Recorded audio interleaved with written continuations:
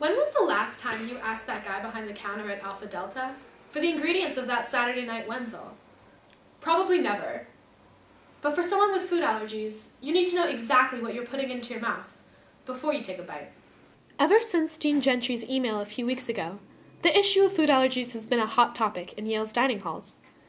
However, even with extra administrative attention, people with allergies have to struggle to raise general awareness.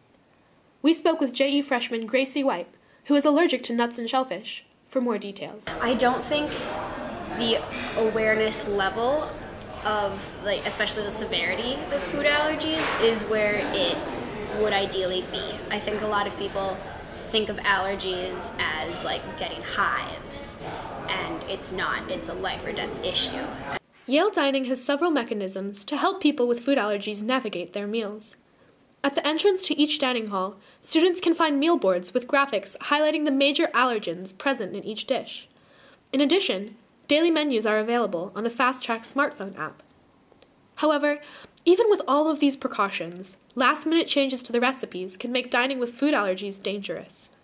For Chef Stu in Silliman College, the best defense is self-advocacy. All you have to do is come in. If you want to come in a little early or come in as long as you have time, there's always something we can pull out of the freezer. So it's never a problem, it's just communication, and the student has to come to me and say, hey, I can't eat this, what can we do? Well, let's take care of it. Over time, I've definitely gotten more used to it. I've got to know the chefs, which has really, really helped. There's one chef in particular in JE who's just so helpful. His name is Joe, and if I don't feel comfortable eating anything that's out, he will just make me chicken and pasta or whatever I want to eat, which is so helpful. That being said, there are some problems with the dining hall and the issues surrounding cross-contamination, which is something that is easy to overlook, but when you have allergies, it's very, very important that you have to think about cross-contamination every meal. So do you know what cross-determination is?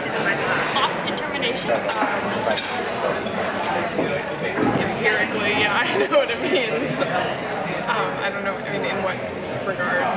So in lab, you have to be careful about cross-contamination to make sure that, I work with E. coli, and if one of the E. coli strains gets with the other E. coli strain, bad stuff happens.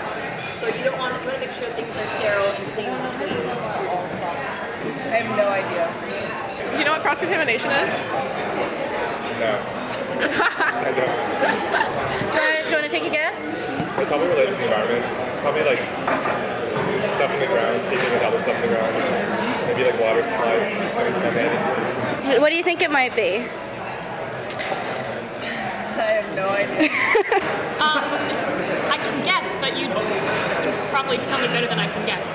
Cross-contamination is a phenomenon that occurs when a food that does not itself contain any allergens is tainted with an allergen during food preparation, cooking, storage, or serving. I think the biggest thing they need to know is when they come into the serving lines to be careful about what they're handling. When you have chicken, pork, vegetarian, vegan, and there's not a tongs, maybe the tongs got dirty for the tofu, so I go to change the tongs for the tofu, and someone will grab the tongs from the stir-fried beef and go to grab the tofu. They're not thinking about cross-contamination and what's going on. So I really need them to leave the utensils where they're at. So remember, next time you're in a dining hall, be aware of cross-contamination and be careful where you put your fork. For YDN Multimedia, this has been Olivia Pavco-Giaccia and Isabel McCullough reporting.